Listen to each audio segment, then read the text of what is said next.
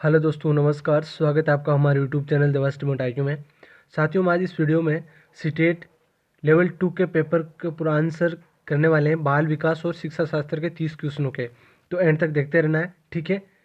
Level 2 की answer की बताने वाला हूँ, तो आप अपना पेपर मिला सकते हैं और रीट वालों के लिए भी इम्पोर्टेंट है।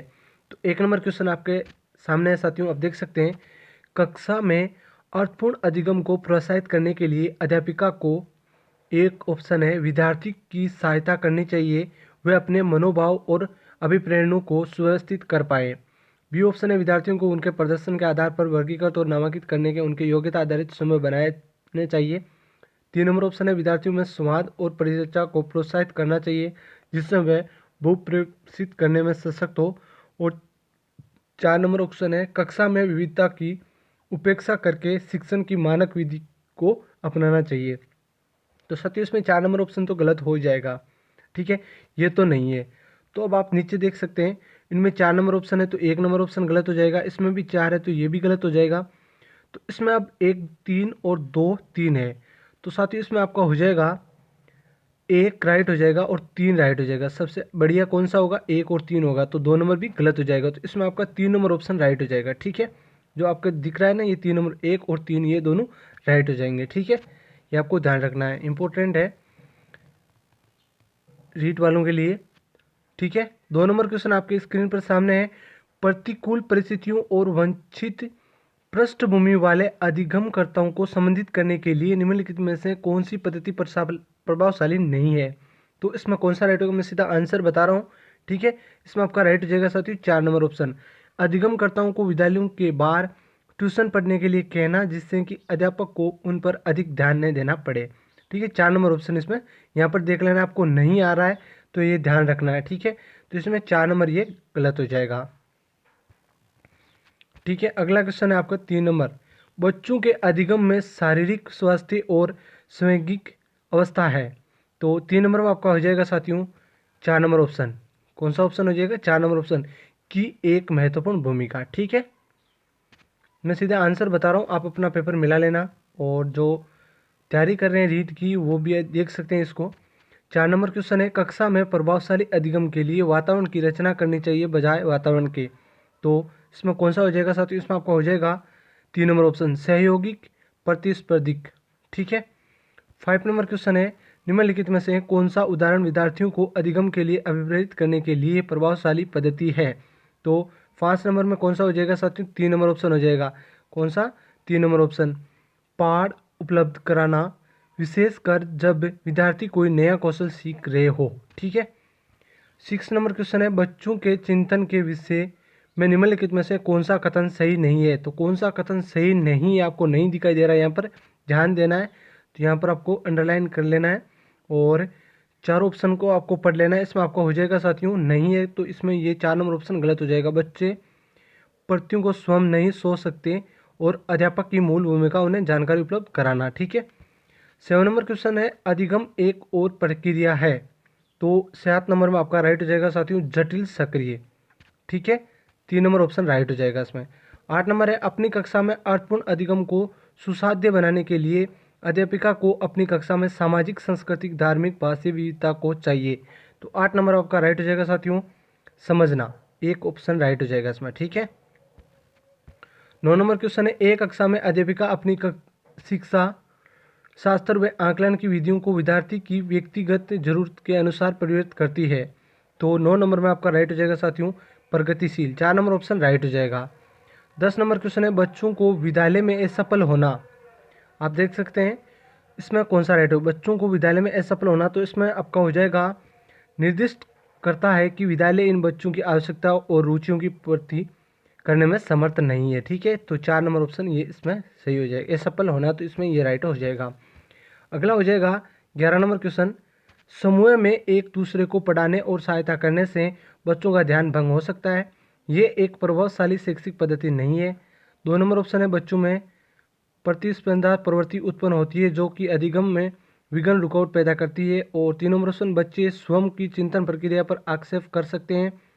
और तो इसमें कौन सा राइट हो जाएगा साथियों, इसमें आपका राइट हो जाएगा 3 नंबर ऑप्शन, बच्चे स्वयं की चिंतन प्रक्रिया पर आक्षेप कर सकते हैं और संज्ञानात्मक क्रियाकलाप के उच्च स्तर पर पहुंच सकते हैं, ठीक है।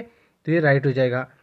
अगला हो जाएगा 12 नंबर, बच्चों के सामाजिकरण में विद्यालय, तो इसमें कौन सा हो जाएगा? तो इसमें आपका राइट हो जाएगा द्वितीय कारक, 2 नंबर ऑप्शन राइट हो जाएगा।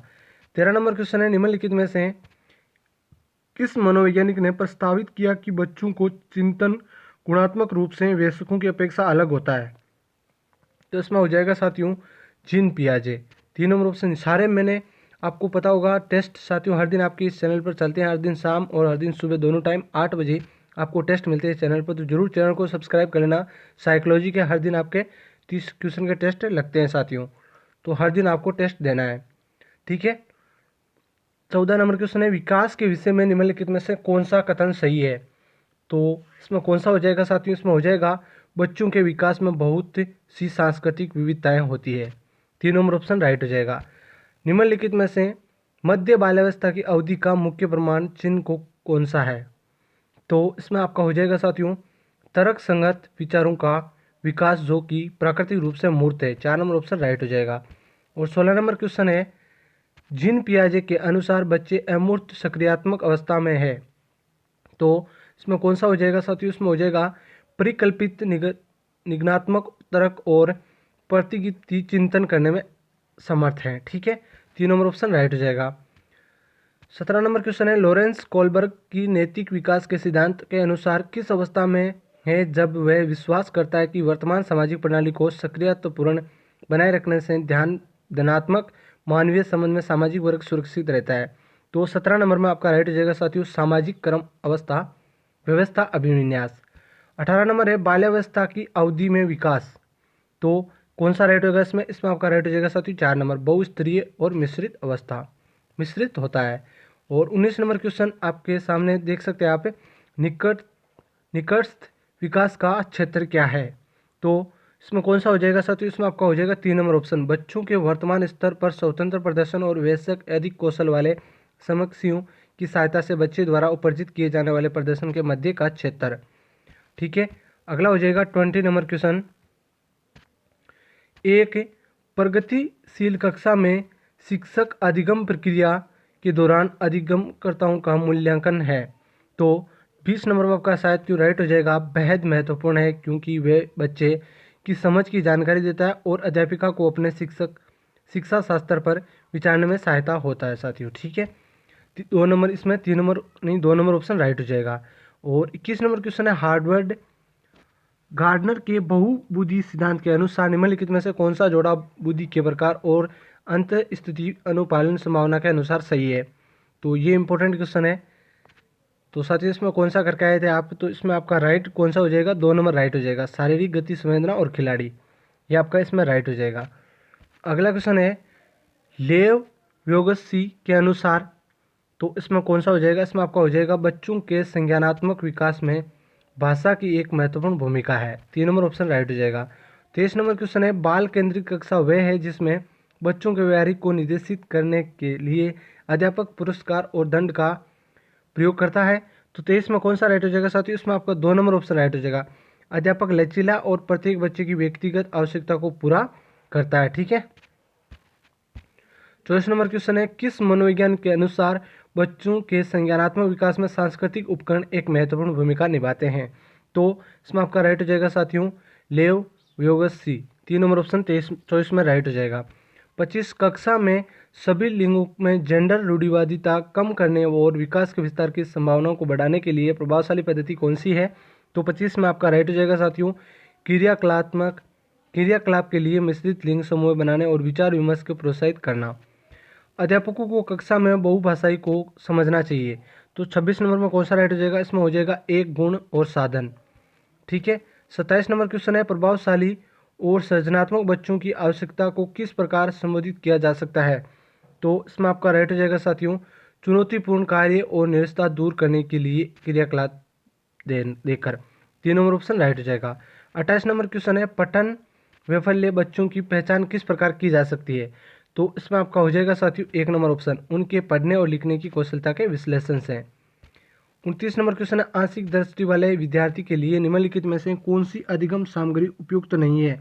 तो इसमें आपका राइट हो जाएगा साथियों छोटी मुद्रा वाली कार्य शीट। और 30 नंबर क्वेश्चन है, समावेशी शिक्षा के पीछे अंतर्निहित विचार है, अंतर्निहित विचार है। तो इसमें आपका कौन सा हो जाएगा साथियों? इसमें 2 नंबर ऑप्शन राइट हो जाएगा। दार्शनिकता के सभी बच्चों के नियमित विद्यालय में समान शिक्षा पाने का अधिकार है। तो साथियों कैसी लगी क्लास जरूर बताना। आपको ये बताना है कि आपके इसमें पेपर देख रहे थे कितना राइट हो रहे हैं और रीट वालों के लिए इंपॉर्टेंट है, तो आराम से ट्यूशन करना है साथियों। और हर दिन सुबह शाम दोनों टाइम 8 बजे आपको इस चैनल पर मनोविज्ञान का टेस्ट लगता है, वो आपको देना है साथियों। ठीक है, धन्यवाद, जय हिंद।